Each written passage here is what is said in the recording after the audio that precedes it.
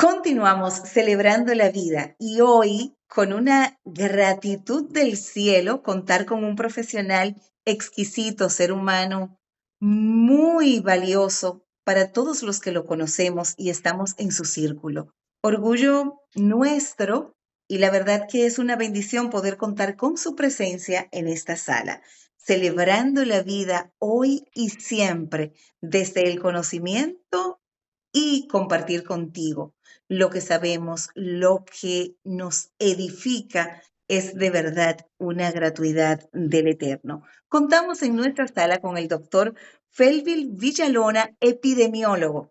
En esta semana hemos trabajado iniciando el mes con una campaña de concientización por el VIH-Sida. Y hoy en nuestro conversatorio vamos a encontrar respuestas con los mitos, realidades y desafíos actuales de este virus y de esta enfermedad. Vamos a realmente, desde el desconocimiento que conocemos y tenemos, a nutrirnos con el conocimiento de nuestro doctor Villalona, epidemiólogo especialista, para hoy conversar con nosotros en este tenor. Muy buenos días, bendecido día para usted, doctor. Muy buenos días a todo, cada uno de ustedes. Buenos días, Madeline, gracias por la invitación. Y nada, vamos a tratar este tema tan controversial y todavía, al sol de hoy, como dicen, pues sigue siendo tema de tendencia y está sobre el tapete. Sí, la verdad que ha sido tendencia porque desde sus orígenes comenzaron a hacerse cuidados que parecían ser de otro mundo, con el cuidado no solo en la protección del ser humano per se, porque no se sabía de dónde venía, pero usted como epidemiólogo hoy nos va a dar los orígenes de cómo es, qué es el VIH-Sida y cómo es que ha ido calando y los avances que se ha tenido. Sin embargo, repuntando antes de que usted nos describa qué es el VIH-Sida, ese detalle de cuántos mitos comience usted a desmontarlo en breves instantes para estar capacitados en ello. Así es, empezando por la pregunta de qué es el VIH. VIH, obviamente acrónimo de virus de la inmunodeficiencia humana, es un virus de la familia de los retrovirus, a la vez de un grupo llamado los lentivirus, los cuales hay dos de los retrovirus. Ahí que está el HIV o el VIH y está el HTLV.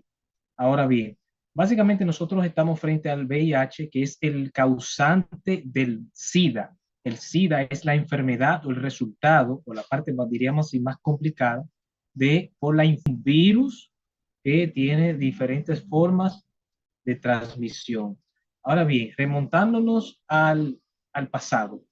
En la década de los 80 es cuando esta enfermedad comienza a hacerse tendencia, a observarse un incremento inusual de una enfermedad extraña en el cual personas se enferman con obviamente infecciones poco comunes, pero a la vez no se le encuentra una cura, no se recupera y lamentablemente fallecen. Dicho sea de paso, esta enfermedad desde esa parte ahí, porque no se originó en 1983, que fue cuando fue declarado como una epidemia, y ya en 1985 fue cuando se descubrió el agente causal. Ahora bien, esto su historia remonta a prácticamente finales de los 50, cuando investigadores buscando origen de este virus, pues dieron cuenta que, bueno, entre finales de los 50 y principios de los 60, en el Congo, pues en la República Democrática del Congo, que hoy día se llama así, pues encontraron pacientes que tenían esta extraña enfermedad que no se curaban, lamentablemente fallecían, pero no se sabía por qué. En esos tiempos no había un registro muy, diríamos, fidedigno, un sistema de salud que pudiera darle seguimiento, nada al respecto. Pero investigaciones que se han realizado, pues básicamente han remontado a finales de los años 50, debido a que probablemente haya sido una transición entre el virus de la inmunodeficiencia del simio, que es muy similar a el humano. ¿Y cómo? ¿De qué forma? A través de la caza furtiva de estos primates, especialmente de lo que es el mono, de que es el chimpancé o el gorila. Ellos también prácticamente contenían estos virus y parece que la teoría más, lo que más se acerca es que en algún momento manipulando esa carne, pues alguien sangre del simio pasó al humano y ese virus a través de ese contacto, pues se integró, el humano mutó y por ahí probablemente haya iniciado que hoy día es una pandemia. O sea que básicamente es una zoonosis que se remonta de finales de los 50. Me llevó a recordar en usted que decía, con el virus del VIH y una diferencia de que ya el SIDA es la enfermedad.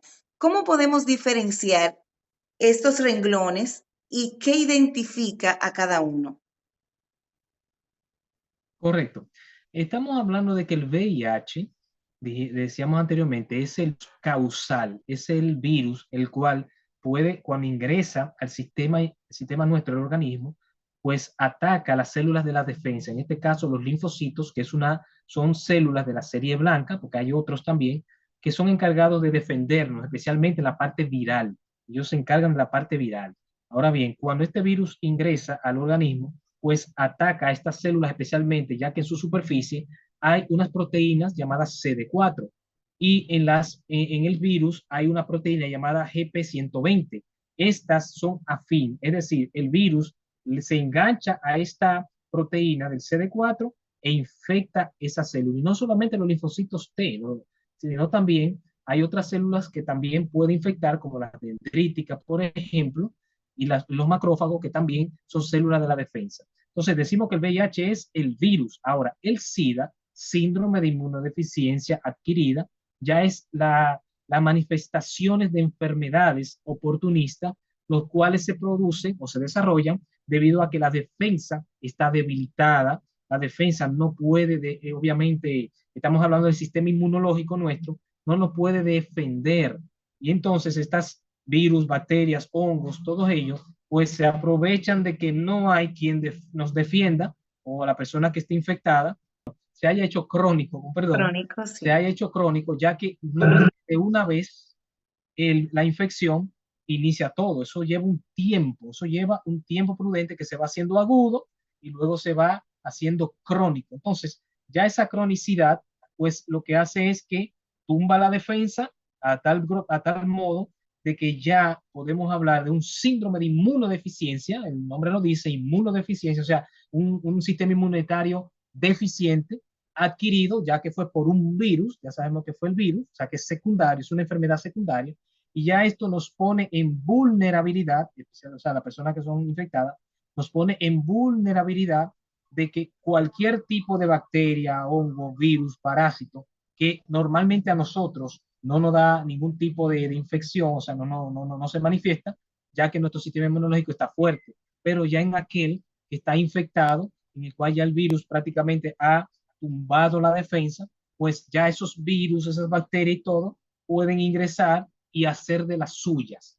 Por esto le llaman enfermedades oportunistas o infecciones oportunistas, ya que en este caso, pues no encuentran barreras, no encuentran ningún tipo de resistencia y comienzan sus infecciones. Por lo tanto, VIH es el agente causal y SIDA ya viene siendo la enfermedad que es provocada por el VIH. Es decir, esas infecciones oportunistas que se aprovechan, por eso son oportunistas, y luego entonces pueden atacarnos sin encontrar resistencia o defensa, y ahí entonces se pueden producir enfermedades, sea neumonía, problemas gastrointestinales.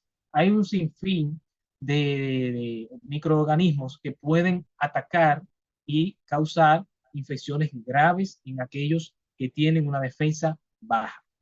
Bueno, con esta diferencia podemos ver que uno da el golpe y el otro noquea por tener las defensas Así bajas, mismo. ¿qué es lo que hace? Bueno, más llano de ahí, Exacto. Ya realmente.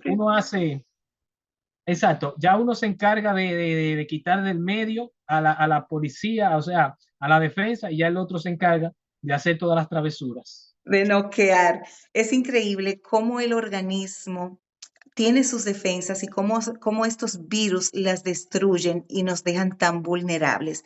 Y eso me lleva a pensar en los riesgos de la transmisión que hay en este virus, los factores de riesgo. ¿Cuáles usted podría citarnos en este renglón? Sí, los factores de riesgo para la transmisión, primero, son las relaciones sexuales de manera promiscua. Es decir, aquellas personas que tienen o no tienen pareja, claro está, los cuales practican las relaciones sexuales sin protección, sin conocer a la persona. O sea, estamos hablando de múltiples, puede ser múltiples parejas o múltiples encuentros sexuales sin protección. Ese es uno de los primeros factores de riesgo para contagio.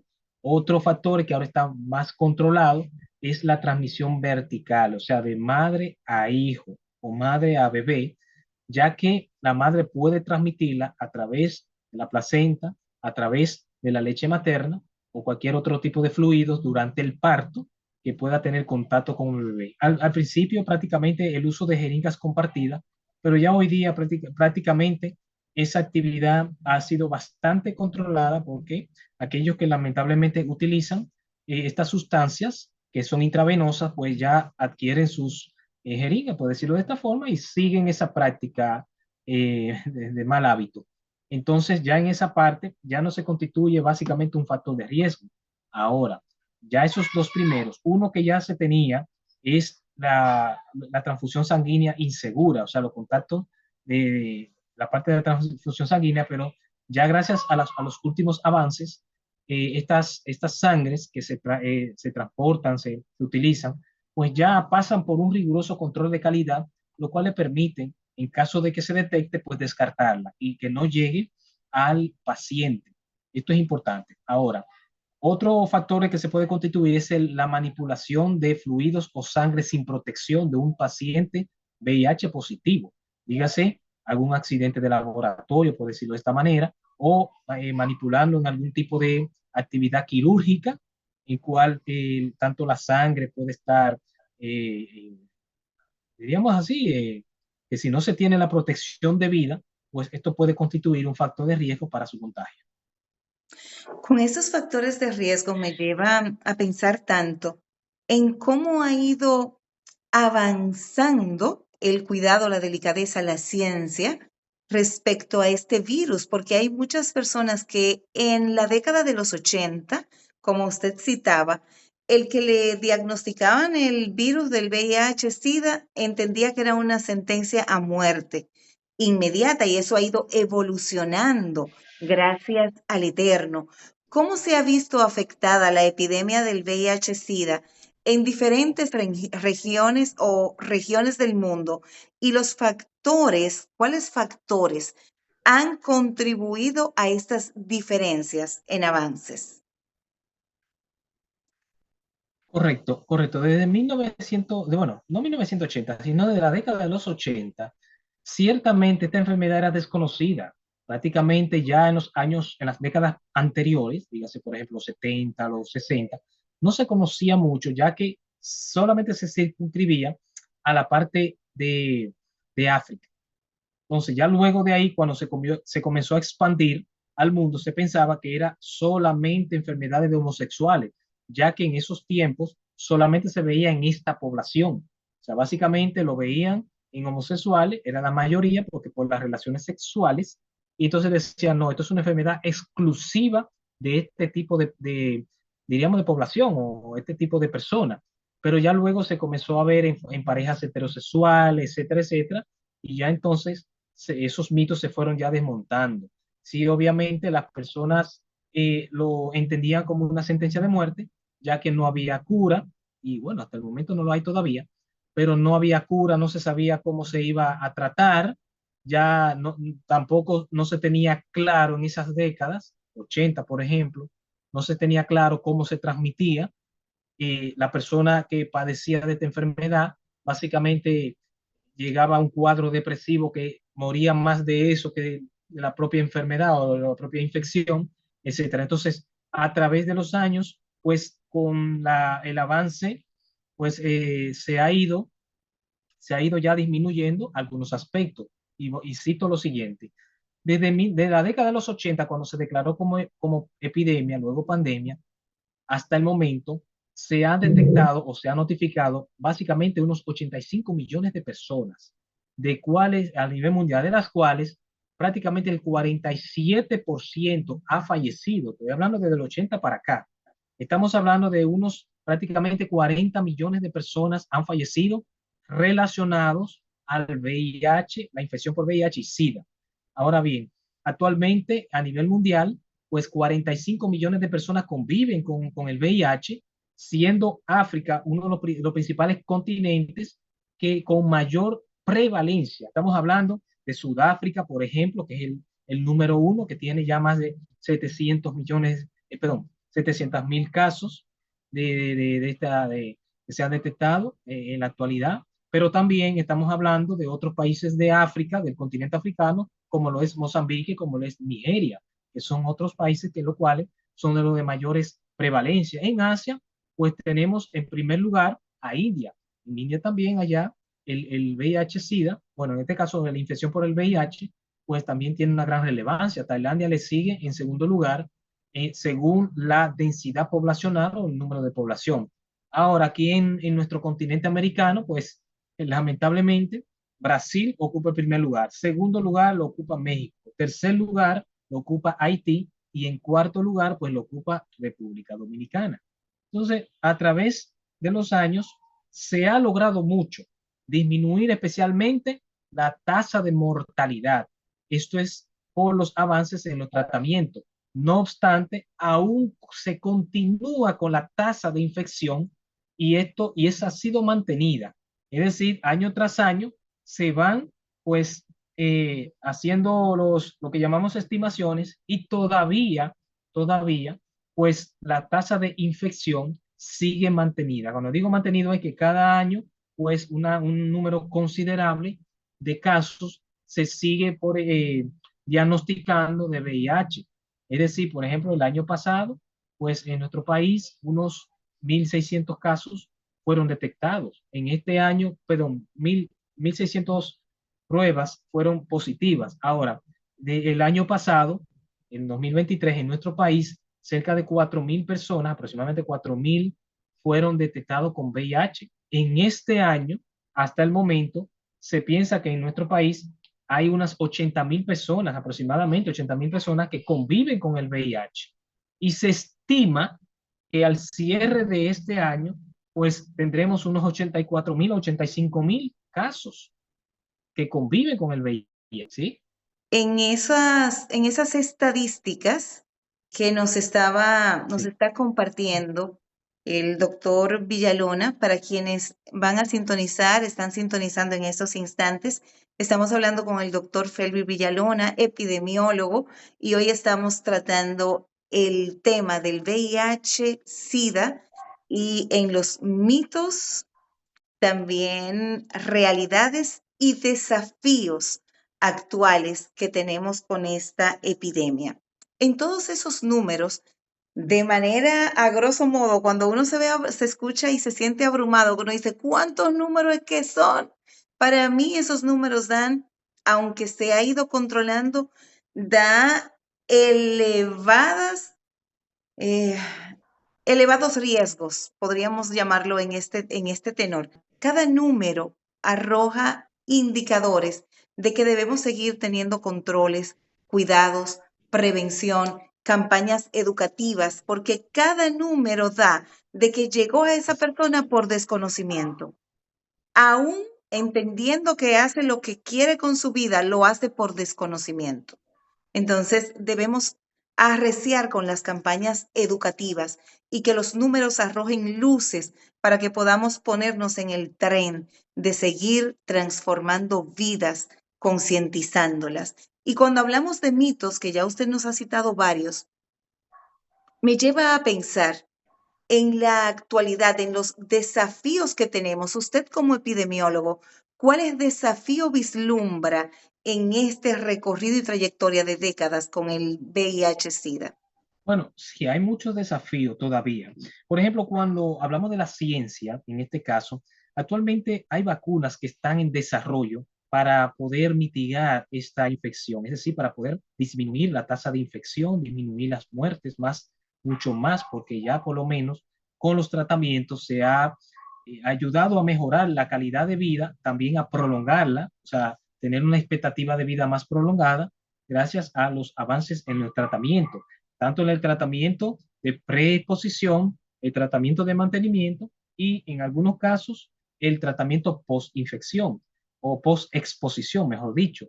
Ciertamente, esto pues nos lleva a también, al igual que usted, nos lleva a nosotros a pensar una pregunta bastante trivial, y es decir, si se logra encontrar la cura contra el VIH, dígase una vacuna o por tratamiento, ¿qué pasaría después de ahí? Es una pregunta que nos estamos haciendo, ya que si con la promiscuidad están apareciendo los casos, imagínese usted si en dado caso se encuentra la cura.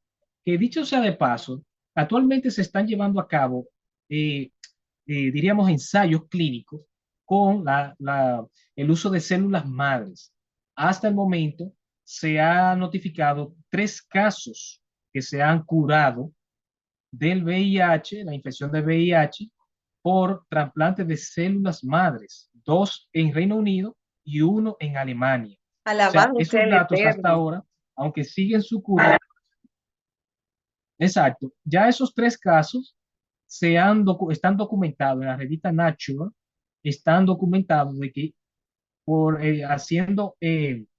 utilizando células madres, trasplante de células madres a nivel de la médula ósea, pues ya hay 3 casos que han logrado la cura en esta circunstancia. Ahora, hasta ahora todavía este ensayo está en fase activa, o sea que todavía no está ampliamente difundido ni utilizado, no, sino hasta el momento están haciendo esos ensayos clínicos para ver entonces la evolución y ver si por lo menos esto nos brinda una esperanza en este caso.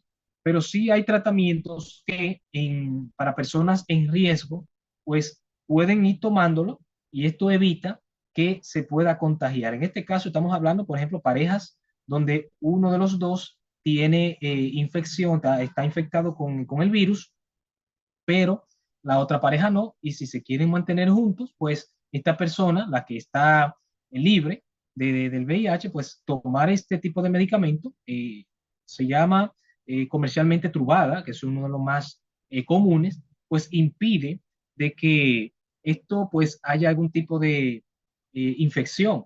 Esto ya tomado adecuadamente, que por esto siempre a veces nos restringimos de decir los medicamentos, pero es importante que lo sepan, pero la supervisión médica es importantísima si van a utilizar este tipo de medicamentos en aquellos que están en riesgo, ya sea, como le decía, las parejas, personal de salud o cualquier otro tipo de riesgo que el médico considere, pues puede transcribir este tipo de medicamentos. Sí hay otros desafíos, y usted lo acaba de mencionar, en relación a la juventud, a cómo ellos responden a las medidas preventivas para evitar contagio. Ya prácticamente no es raro ver un contagio mayor de 50 años, o sea, la mayoría están por debajo de los 30, aunque no le digo que no, sí puede aparecer uno que otro con una edad un poquito para arriba, avanzada, pero lamentablemente la población más joven hoy día es la que está siendo más afectada.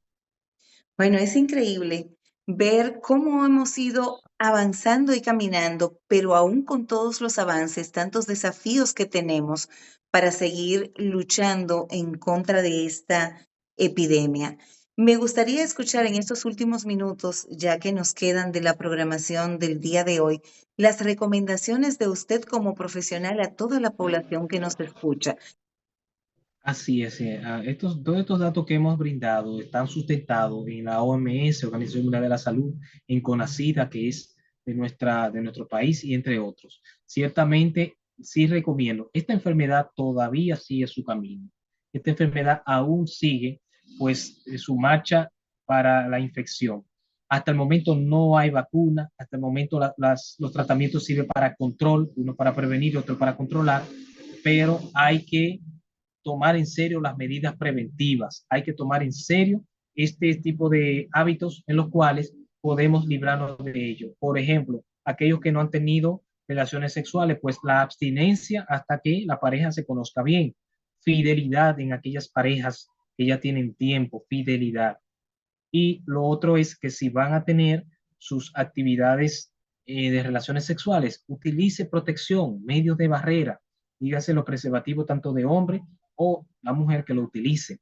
Las píldoras anticonceptivas no le van a proteger contra las infecciones de transmisión sexual. La inyección anticonceptiva no le va a proteger para eso, sino que, por favor, la promiscuidad hay que tomarlo en serio porque es un factor de riesgo muy grande para la infección, o sea, para contagio de infección. Aquellos que ya están infectados, conciencia, tranquilidad, no estén en el mundo haciendo la maldad de infectar a otros. Sométase a una consulta psicológica, ya que es importante de que su estilo de vida se mejore y que entienda que ahora el VIH no es sinónimo de muerte, sino que hasta el momento, gracias a los tratamientos, la expectativa de vida se prolonga más y evitar entonces hábitos que son dañinos para la salud, más que nada. Wow. Dios, con este manjar de conocimiento y recomendaciones de nuestro profesional, del doctor Villalona, Felvil Villalona, epidemiólogo, llegamos a la parte final de esta programación en el día de hoy. Sin embargo, podrá encontrarla en Celebra la Vida RD en YouTube para que pueda usted seguir aprovechando y renovando estos conocimientos. Gracias, doctor, por estar con nosotros. Gracias a todo el equipo de Celebra la Vida RD en los controles, nuestro querido Tomás Guzmán. Gracias por estar con nosotros y a cada uno de ustedes. Gracias por dispensar de su tiempo para que celebremos la vida con el conocimiento. Feliz resto del día y juntos les deseamos un feliz y bendecido sábado. Hasta la próxima. Bye bye.